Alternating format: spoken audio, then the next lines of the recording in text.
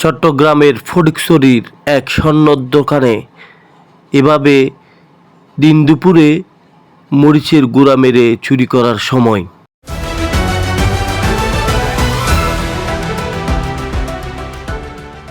সত্যের সন্ধানে SV news 24 TV.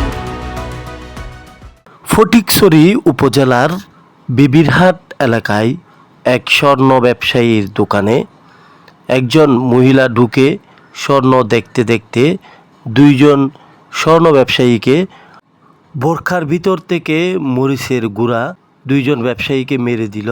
CC ক্যামেরার ফুটেজে দেখা যাচ্ছে মহিলাটি দুইজন লোককে মরিচের গুঁড়া মেরে দিয়ে স্বর্ণ অলংকার নিয়ে যাওয়ার চেষ্টা করে। এ সময় ওই ব্যবসায়ীরা দুই হাত ঝাপটে ধরে আগলে রেখে দেয় মহিলাটিকে এবং পরে বিভিন্ন ব্যবসায়ী ও জনসাধারণ দোকানের ভিতরে ঢুকে মেয়েটিকে আটক করে বলে জানা গেছে। পরপর দুইজনকে মরিচের গুঁড়া মেরে তাদেরকে চোখে মুখে মরিচের গুঁড়া লাগিয়ে স্বর্ণ হাতিয়ে নেওয়ার চেষ্টায় তখন হাতে নাতে ধরে ফেলে ওই মহিলাকে।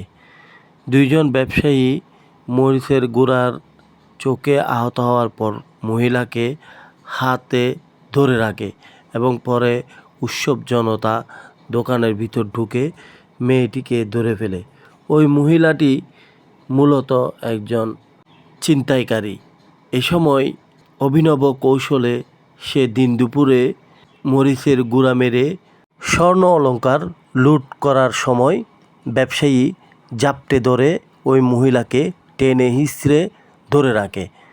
একা একা টানতে টানতে সে অন্যজন লোকজন ডাকাডাকির পর ছুটে আসে, মহিলাকে জাপটে ধরে রাখে এবং উৎসব জনতা দোকানে ঢুকে পড়ে।